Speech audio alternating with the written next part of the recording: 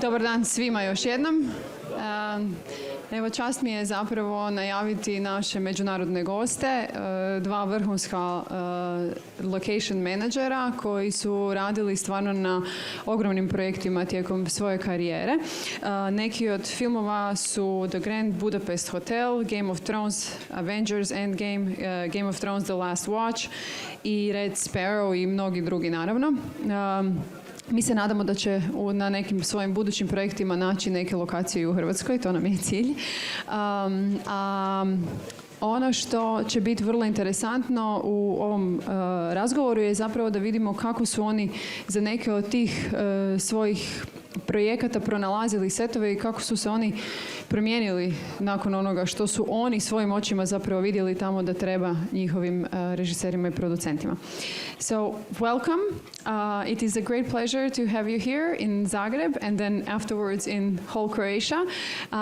I just briefly introduced your projects so far, and of course there's many more, but these are the major ones, so we have time for other conversation parts. It is a pleasure to introduce to you NAOMI LISTON from Belfast and Mr. KLAUS DARRELMANN from Berlin. And of course, ladies first, so we will give the stage first to Naomi. Please guide us through the pictures. I'll help over there, or Jakov will help over there. And please let us know. Sorry? Naomi Liston. It says, yeah. If we go into Northman first.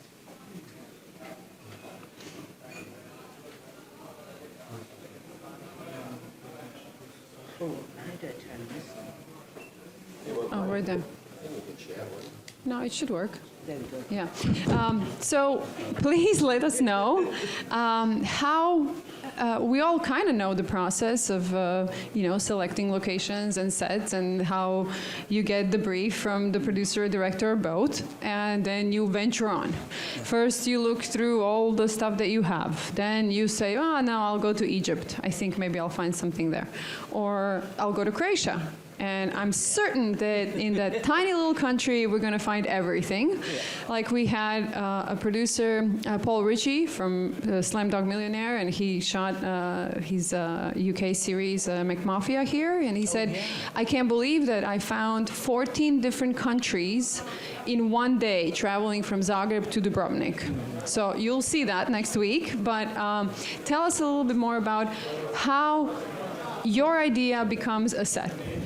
So in the first instance, we'll get sent, if we're lucky enough, we'll get the call from the producer, we'll get sent a script, they'll be putting out feelers as to which country they think they might be able to shoot their feature film or their television series in. So then the pressure is on for us in, whichever country we're residing in at that time, to come up with the goods and to come up with as many location options that cover the whole script. So basically, the premise of our talk today is about, how to create sets for hit movies, and basically the process that we have to go through, and then when we find those locations, the challenges that then are put in front of you to make those locations work. So I chose as one of my projects Robert Eggers' The Northman, which was a Norse saga set in Viking times, and in Northern Ireland I was asked to find Scotland, Iceland, Slovakia, and a bit of Russia as well. Originally, when we started work on the project, this was before our very first time of COVID. So originally we were actually going to be going to Iceland, and we had a look at a number of locations there, which we were definitely going to supplement our Northern Irish locations with. And then just before we were about to start shooting, COVID hit. which was one of our massive challenges of the whole feature film. We were one of the first feature films, one of the first groups of, whether it be television or feature film working, that got back to work within the new COVID rules. So that was a whole nother set of challenges. But in the first instance, as I sent off my first round and batch of photos of locations that I thought might work, and I sent them to the director, the DOP, and the designer. And it's at that stage that I start engaging a bit more with the designer, getting a better understanding, feedback from him or her. In this case, it was him, Craig, just about, you know, what's working for him, what he actually needs to see more of, what he needs to see less of. And then they came over for their first scout, and it was at that point that I went and showed them absolutely everything. One of the major things in that location search was finding locations, obviously, that didn't have any main roads close by, that basically gave us a 360 of not seeing any modern architecture, no pylons, no houses. I mean, this was 10 BC that the Vikings were around. So I had to find as many natural landscapes as I possibly could. Which in itself is a huge challenge now, because there's pylons everywhere, there's wind farms everywhere. You know, it's very, very difficult to actually find these isolated kind of locations, which are still 45 minutes outside of our production office. Never easy. So, and 10 minutes from the hotel. Exactly, yeah. And it's got a hard stand unit base close by. So on our first recce, on our first scout, we went, I was showing them places where, here we go. This is Grafrency. I learned a lot of Norse. And this was a Scottish, the brief was, it needs to be on it needs to be on a promontory, it needs to be looking out to the ocean, it needs to be harsh. So this was meant to be Scotland, and this is a place called Torhead, which is right at the very north of Northern Ireland. And believe it or not, you did actually look out to Scotland itself. So we were sort of doing something in the reverse there. But it was one of those locations where, you know, I'd put it in the mix and I thought, great, we could do something simple here. You know, I was not thinking we were going to build Scotland, Grafrency, our whole village, for the opening sequence of the film. It was very hard work, but there we go. We ended up building that on the side of a very, very, very exposed peninsula in Northern Ireland. And the build process, we broke ground on just before Christmas. So we were building that in the winter time with the most awful prevailing winds, sleet, snow. It was really, really tough. And it was one of those locations where I'd taken the director and designer, not thinking we were going to do such a big, massive build here. And they suddenly went, yeah, this is the place. This is the place. And I was like, oh, holy, what? And sort of suddenly thinking, what have I done? This is really, really bad, because to get down to that peninsula, there was a 3-ton weight limit on the main road anyway. So I had to work with in Northern Ireland, it's called, the roads people are called the Department for Infrastructure. So I had to work really closely with them to get that 3-ton weight load lifted, because obviously we were going going to have construction trucks coming down there, let alone when the filming trucks came down.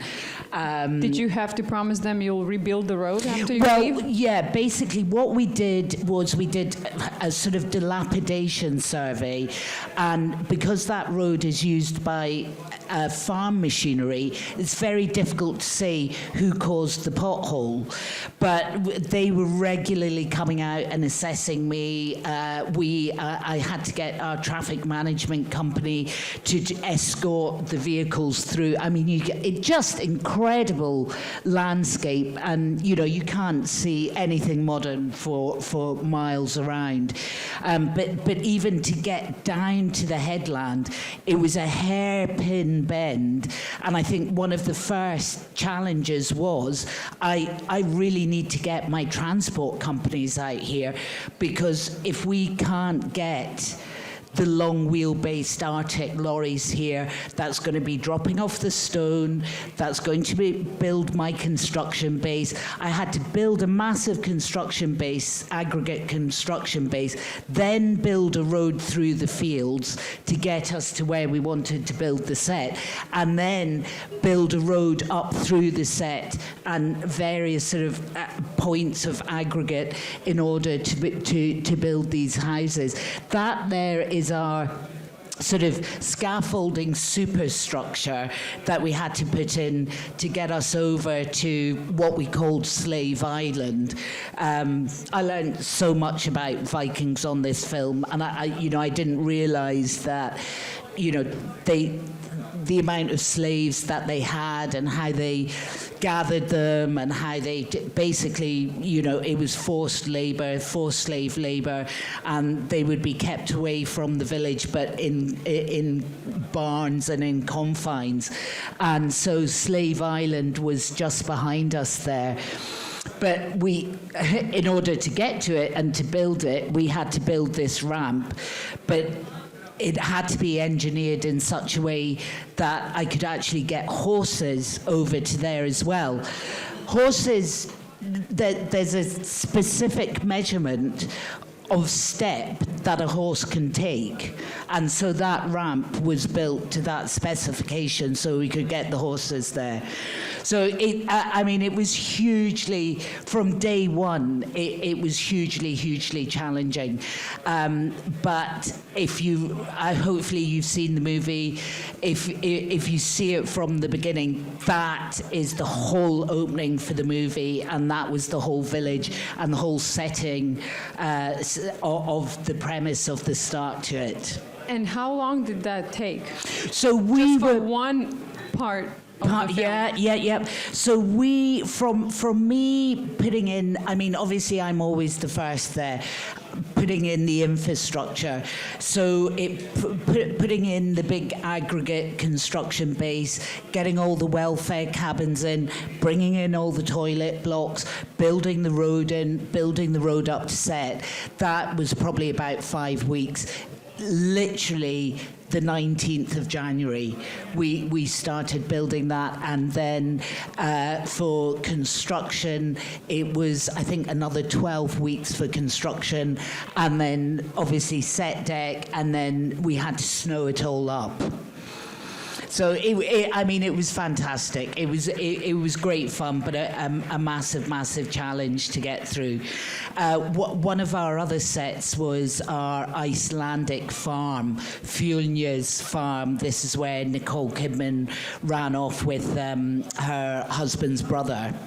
And they set up a farm there, and that was shot at a place. Actually, it was nice and close to Belfast. It was only like 35 minutes. That's us doing our helicopter shots at Rathfrensey.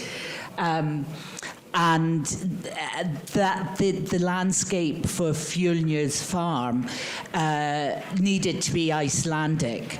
So again, trying to find locations that had the scope and scale of Iceland, that didn't have any trees. We couldn't have any trees. Iceland doesn't have any trees. The Vikings at that stage had still pretty much taken all the trees down to build. There we go. So that's Fjolnir's farm. That's as we were starting the build there. And again, you can see that I've had to build a road in, build these different aggregate pads in order to build, for construction, to build the longhouse and whatnot. The biggest challenge about this location is, unbeknownst to me, we have a thing in Northern Ireland which is fantastic. It's the environmental map viewer. So it's a map of Northern Ireland, and I can go and pinpoint a location and then double check if it's an area of special scientific interest, if it's got protected grasslands, if it's got protected bogs. So you can immediately see, you know, and with the environment department, if it's a AAASI, you have to go through a very, very long process of getting consent to do any filming or building. So I'd gone through map viewer. Oh, great, no AAASI. The only AAASI was right up in the mountains, and it was like for this rarest little tiny mushroom that you would stand on. And I was like, okay, what about the sheep here? There's lots of sheep. You're not so worried about them eating the mushroom. No, that's a different kind of eating and destroying than a film crew destroying. And it was only, I knew at the very top of the cliff face there was what we call a fort promontory, and that was going back to Neolithical times. And again, further over an area we weren't going to be near, there was Neolithical burial mounds, these round burial mounds. So it felt really historic being in that landscape anyway. And it was only when I went onto the archaeological map viewer, and that's when it just went every colour of the rainbow, warning signs.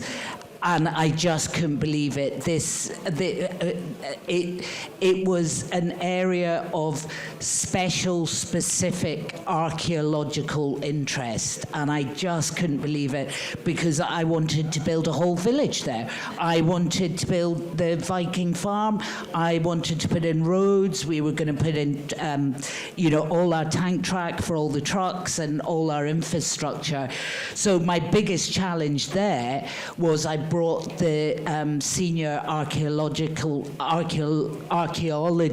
out, and literally every week we went through what our plans were. They inspected us every week to ensure that we weren't damaging any of the, you see a sort of pile of rocks on the ground and you think nothing of it.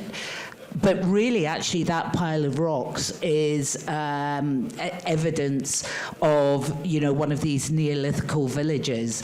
And again, when you look down the hill, what was really great was, you saw it sort of undulating like that. Now, again, that was Neolithical people, and that was signs of them actually planting crops. So for that location, and we built the actual farm buildings out of... You okay?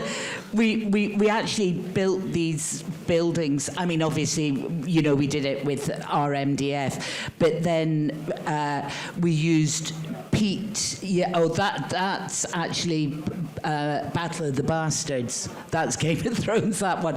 But anyway, we built these buildings out of peat blocks. And then COVID hit, and then we had a whole summer, and that set and those peat blocks were allowed to rest over the whole of the summer, and grass started growing out of them, and the set just absolutely bedded in and just looked so natural, and it was one of the only good things that COVID did for us. And it just made the set absolutely beautiful, but hugely challenging. In case there's another project, we have to be very quick because we need to hear Klaus talk as well. So maybe we'll give the stage to him now and then come back to you. Thank you. Hello, everyone. I wanted to talk firstly more about the process of sometimes how you can get involved into a big project, not really dealing with the whole project. I was only dealing with a part of it. That was the Hunger Games movies, Mockingjay 1 and 2.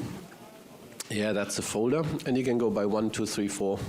And the initial, question or the initial ask from the director and the production designer, the producers, was we need a tunnel that goes into a mountain, and in that mountain there's this rebel base, and that's what we're looking for all over the world, basically. And they had difficulties finding that, and then there's different approaches to that. You can just go by the ask and go like, okay, I look for all the tunnels and caves that I can think of anywhere near or anywhere in Germany. And I started just looking at a couple of caves and tunnels, and they are just boring when you look at them, because you literally have a hole in a mountain. Usually that's a lot of green left and right, so it doesn't look like anything. And everything else I could think of, like bunkers or anything else, I thought like that's not working either. So I tried to kind of think the other way. So what do you actually need? You just need that mouth of an opening that something can come out or can go into, but you need something around it that sells the whole thing. And that was the idea when I kind of went to the former airport of Tempelhof in Berlin, which has a very massive architectural style. And there's one tunnel, which is only about like 200 meters long, that is a historic tunnel underneath the main entrance hall that was earlier used for trains, I don't know, to bring coal or whatever to the airport. But that was literally in a kind of ravine-like situation. And if you go to the pictures of before, you can see it. These are the pictures from the movie, the final ones, but there's a folder there before. But if you click on that one, no, there, yeah, that one, exactly. And then you see basically what I mean when I say this kind of ravine. It's, that's the tunnel, if you just click through these. And that was actually a way better approach to the scene, rather than just following the advice and the ask of the creatives. Just go a little bit further and think, okay, whatever mountain they need in the background will be added in post-production anyhow. So it's more about the direct environment that you actually put the scene in and where you actually have to work. And so I just sent these pictures over that you see there, which is kind of this ravine, and that kind of got them so excited that they came over right away just to look at this situation, because they didn't find anything else to work for this tunnel scene. So they kind of came over, had a look at that. And that was the beginning of kind of 25 shooting days, I think, in Berlin, because then once they have something that they definitely want to shoot in your city, then they come back and go like, okay, what else can we do? Show us, what else do you have? And that then leads to, oh, okay, we've got these ruins over there. You can have probably some of your battle scenes there. Or we have this underground pedestrian crossing that you can probably use for something that plays in the capital, which is more like a modern, sleek location. And if you go to the other pictures, that was the thing that kind of put it in the movie. And this is what you see here as well. It was not so much like a logistical task like in your case, because there's roads everywhere. It was more getting all the people out of the building behind us, because we wanted to shoot there. And there's a university positioned there and some governmental bodies. But that was just the basic work. The bigger problem was to get the train in the tunnel, because there may have been some tracks in there, but obviously that was the scenic, artistic view of the production designer. But the production designer or the director said, like, nah, we don't want that on the tracks. We want it, like, as usual, 2 meters to the left or 2 meters to the right, or the usual. Whenever you have something and you think, great, this is already there, they say, nah, it's in the wrong place. So everything had to kind of build from scratch. They built a fake train on fake tracks and had a lot of green screen. It wasn't a real track, just the first wagon. But it all worked out pretty well in the movie. It's a very short scene. Unfortunately, as you see, the first pictures were daylight, and then they shot the whole bloody scene in the dark. So I say like 70% of our efforts were wasted on that. But that's okay. That's what usually happens in our job, that you put a lot of effort into something, and then either it gets cut out of the movie or somebody just doesn't show it. You prepare a great location and then somebody decides that they want to look only in this direction, or you're just showing heads or action or whatever. Not the first time, not the last time. Yeah. This is a building from the top. I just took some very quick shots from the movie on my computer, so sorry for the quality, but this is basically the building. On the left side of the picture you see is the former airport Tempelhof, and obviously the devastation in front of it, and these hovercrafts were additions as per VFX, but we put an awful lot of the rubble in front of it. As you can see, that's real rubble that we put in there, and we ended up using basically the whole airport, which was kind of difficult because in that year there was a lot of refugees in Germany from Syria. So all the hangars on that airport, which is 7 hangars, which are huge warehouse spaces, you can say, they converted most of these into shelters so people could sleep. So there were like, I don't know, a couple of thousand people living there. And so we had to kind of work around that as well, because it was a whole logistic for kind of feeding these people. They had like toilets, tents, whatever. And we wanted to look in some of the scenes on the apron. We wanted to look in a lot of directions. So we had to move a little bit of stuff. We had to put up some fences. It was quite a challenge, but it worked out in the end. Now coming up, that's the underground pedestrian way that I was talking about earlier. They were just looking for other scenes in or other locations to put in the movie where they could tell the story of the heroes make it through the capital, and that was just an unusual and very, very cheesily colored underground. Really cool. And that was the original color. That's the original color, yeah. It's the 70s, yeah. It's cool. Yeah. I love it. Yeah, but it's kind of very, how can you say? It looks exactly made for this film. It's like perfect. With those lines of columns and the light, it just creates a very graphic shot. It was interesting as well, and just to help you understand how the challenges on this location, that is literally under a huge crossing of, I don't know, 2 6-lane roads.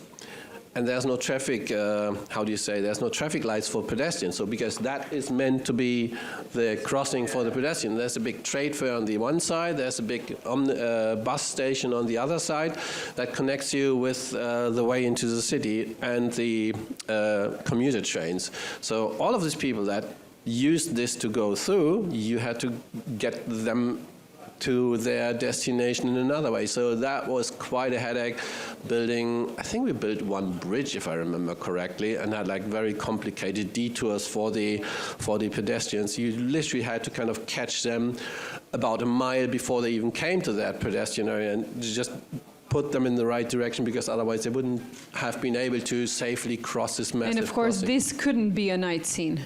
when there's less pedestrians. That would This have had been to be a boring daily because there's scene, no right? daylight in there. Why would you shoot it? Yeah. No, unfortunately, it never works out in our favor, these things. And that's really cool, that last shot there, again, you know, those beautiful windows and the height to it. And Yeah. Very, very, very graphic again. Yeah, and this one is already a new location. These are all the locations that kind of came into play after they said, oh, we got to go to Berlin because of this tunnel situation. We haven't found any of that. And this is like a ruined cement factory, something like a cement factory, which was empty. It had been used before for filming for decades already, and they could do a lot of their kind of battle scenes safely because it had been used beforehand. We didn't have to deal with hazmats, like hazardous materials like asbestos. That's usually where you kind of scare every producer and every health and safety official. You scare them off right away. If you mention the A word, they are off. We're not shooting there. But that has been examined beforehand, or had been examined beforehand. It was used already in the late 1990s for a movie called Enemy at the Gates. And so we were quite confident that we could safely shoot there, except for Chris Hemsworth not following his line that he should have walked and kind of nearly breaking his foot. But that had nothing to do with the location itself. Yeah, that's another base. That's a shot from the movie, which is in a location used to be a former Russian military base close to Berlin as well, called Krampnitz.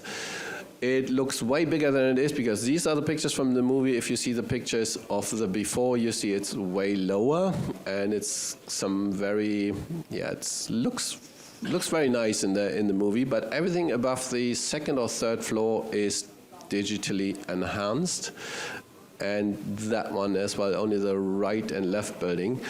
So in a lot of locations you have to kind of, that's the shot that you had beforehand. In a lot of locations you have to think about, okay, how are we going to shoot this? Because you will never find this long look down the road, or if you find it, you won't be able to control it for, say, 3 or 4 shooting days and, I don't know, a couple of weeks prep, because these are the pictures without any construction that we put in there.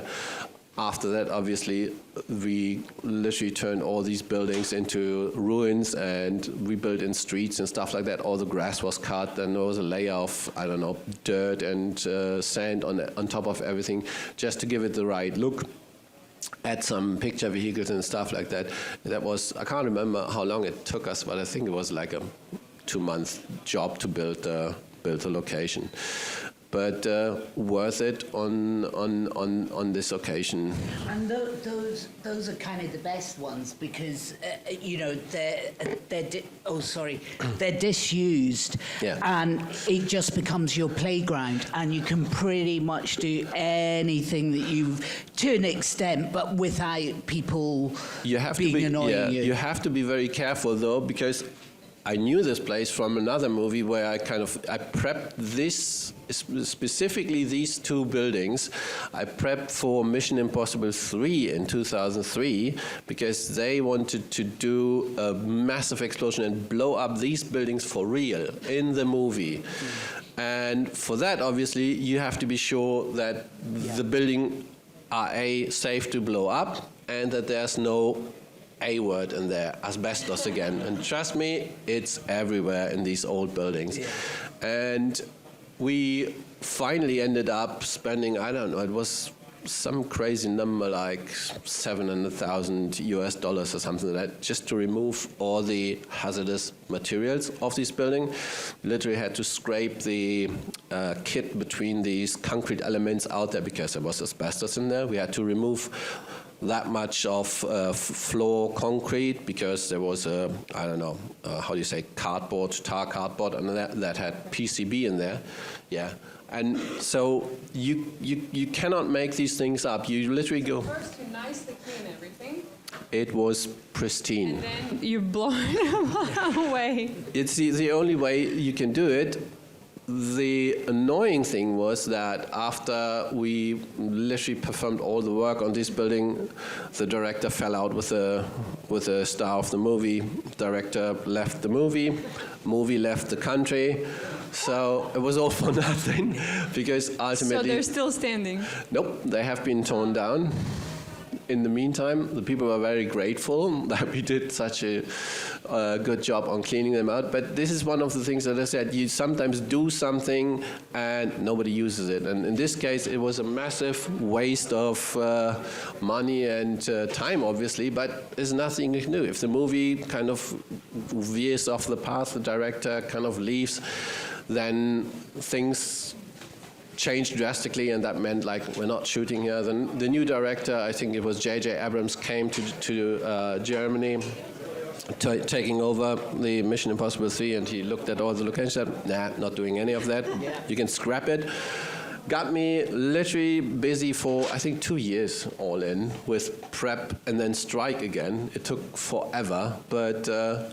well, I hope you were paid for 2 years. And I got paid for 2 years, and I think in the final movie for financial reasons, I had to put in some footage of Germany because I got the how do you say the money from Germany, incentives, and I think they put like 2 seconds into the movie from a different location just to avoid doing that. so from beginning to the end of the film, 2 years of your work and 2 seconds. About.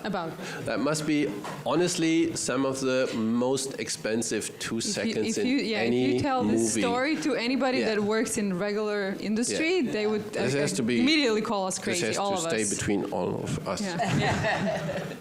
Doesn't leave this room. No, but it was a great experience, so I can't complain.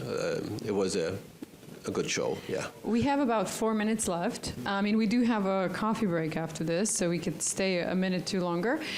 Is there anything else you would like to show us or give us a little 1 minute ending, and then we can open a Q&A after this 1 minute? I can do a 1 minute thing. I can see the picture already up there, which is the 4 pictures underneath there. If you click on the first one, the first pictures I see on the screen. No, ispod ovaj low. Yeah, that one. Start with that one and then go. So that was a movie which was called the Girl in the Spider's Web. And we were looking for we were looking for initially the ask was for find us Swedish coast, and we said like don't have that. So I was looking for quarries that had filled up with water, and that's a slate quarry. And we thought great location, and we wanted to use the ice because that's a body of water there, and we wanted to use the ice for our actress crossing the ice and going to that cliff. Unfortunately, I had a guard up there for I think it was 4 weeks, making sure that nobody steps on the ice. 2 days before we wanted to shoot there, a guy shows up with an axe over his shoulder, goes past the security. Security thinks nothing of it, lets him go down there. He goes down there. I come down the next morning and look at that's the dude. That was exactly where our actress was supposed to walk through the picture to that cliff. So I literally came in the morning to the set, looking over the edge, and I think it's the second picture that I saw. Going like, what the actual f? That was what I saw, and I thought like, this can't be true. Like literally looking at the guard like, what happened? So I'm just saying. Did that security guy get fired at least? No. Why? What's the point? What's the point to fire a guy like that? So I wanted to just make the point. You can try to make it full safe, but you cannot make it 100% safe because there's always somebody beating the system and will get you, like in this occasion. That's it. That was a fun minute. Yeah. Thank you. Naomi, anything you want to say? No, you're good. Okay. I think we have a couple of questions. Let me give you a mic so everybody can hear you. Yeah, pretty loud. That's fine, but just since we have them. I still got. It's not working. We can hear you. You want to? Okay, yeah. Thank you guys for this nice presentation of the, I think one of the, you're basically unsung heroes of the movie business, because a lot of people don't know about this subject, and all the physical limitations, the local communities, all the paperwork and people's stupidity, that comes into into work. So I have a couple of questions actually, if you don't mind. Nowadays, everybody's talking about tax incentives, and how much does it actually influence your decision, or does the production force you nowadays to basically go and find, just because of the tax incentives? Yeah, I mean, hugely. It's all about the tax incentive. And when I start a project, and we know where our base is, but we know that we're going to be going to distant locations. I've had the same map of the world on my office wall for I don't know how many years. And literally, in the first instance, I'll stand there with the designer looking at the map of the world and going, right, where are we going to go? And he'll or she will pick her ideal, which is, creatively where visually they will want to go. And then I'll stand at the map there with a producer or a line producer, and it will be, where's the best tax incentive? And that is what tells you where you're going to be going and filming. So tax incentive, huge. So when it comes to, Croatia, the 25%, we're good? No, you need to be better. Yeah, we need to be at least 35. Yeah. We're 25 plus 5. Yeah. At least 35. So the second question is, nowadays, visual effects is basically all over, even like a comedy drama now has at least 100 to 200 shots, So, okay, the main idea, of course, of the location is to basically prove that, you're trying to shoot as much as possible for real. But how do you take visual effects these days into account more than before, or how much does it influence the decisions? Absolutely, we're relying a lot on VFX now. As she already pointed out, there's wind farms everywhere, there's high power lines everywhere, and VFX has gotten a lot cheaper, so you can get away with a lot of stuff. I can't really kind of say from the beginning when I offer up a location, oh, we've cleared that out with VFX, but if I show it to the designer and the director and say, like, look, great location, but this thing over there, I can't help you with that. And they would just go like, oh yeah, that's not a problem. We can take that out with VFX. That makes our life way easier in the last 5 to 10 years. I mean, in order to remain as production friendly as possible, it's not a great starting block to be picking a location that needs huge amounts of paint out. But certainly now, pretty much every project, you find the perfect location, you've got a couple of problems in the back of shot, provided it's what we call above the matte line, it's a lot cheaper. It's when you start sticking an actor's head in front of the thing that you need to get painted out, then you're getting into roto and it becomes a big problem. But like with the project I've just finished on, we're always going to need to VFX that castle into the background, and you just have to make sure that we're not constantly focusing our shots in that direction. Otherwise, you're going to constantly have to put that VFX castle in there. But yeah, I mean, as Klaus says, it's moved on so much now, and it is a lot cheaper, but it'd be great if we could find everything that didn't need a top up. Yeah, so a little... Hands, not wands. Yeah, a little follow-up maybe on the subject. So for visual effects, it's sometimes really cool if we get locations for 3D scanning and stuff, Yep. And how much is it in some countries more of a problem to get permits for drones and LiDAR scanning of locations than others? I mean, in your memory, did one of the countries prove more difficult or more challenging than the other? Yeah, I mean the United Arab Emirates and Dubai, trying to get a drone flying in Dubai, the permits that you have to go through are just crazy.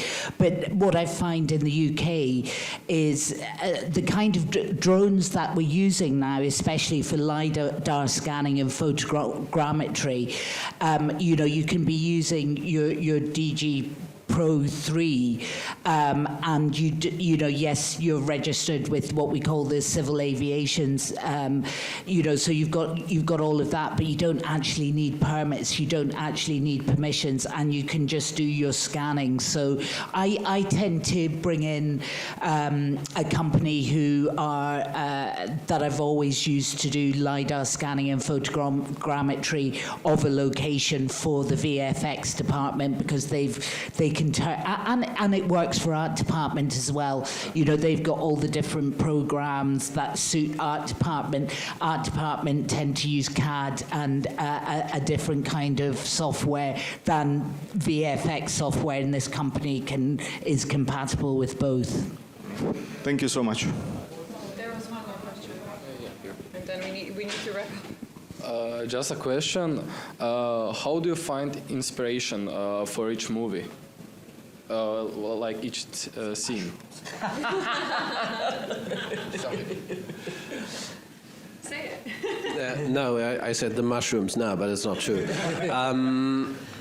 How do you find the inspiration? I think if you're lucky enough to get a script in the beginning, then you read it, and for me, it's usually I kind of picture things in my head how they should look like. We just shared a movie that is kind of in the making about Robin Hood. That's all I can say. But you get the script, you read it, and you think like this has to look like this. It has to look like that. So you kind of already come up with the pictures, and that kind of then leads to you having ideas about what you can do where, and that's usually how it goes. Sometimes you just get input from other sides.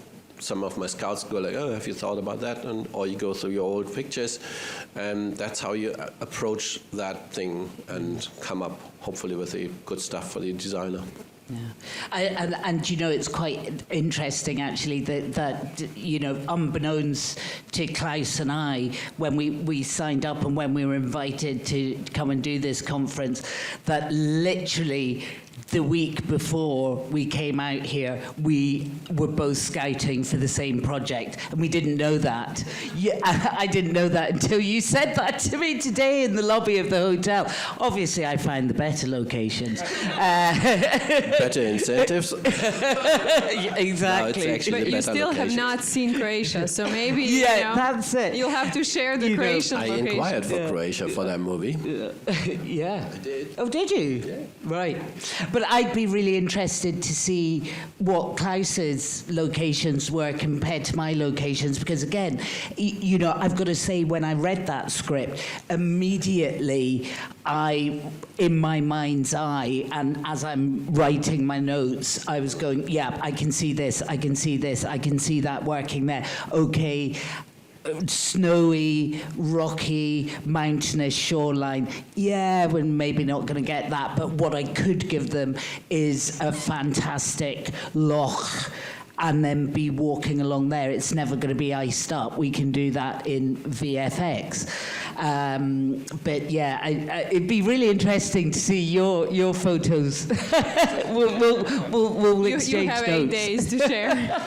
Thank you very much, guys. It's a pleasure having you here, and I hope you're gonna love seeing what Zagreb has to offer, and then afterwards Croatia. And thanks everybody for coming to the conversation, and enjoy the rest of the day. Thank you.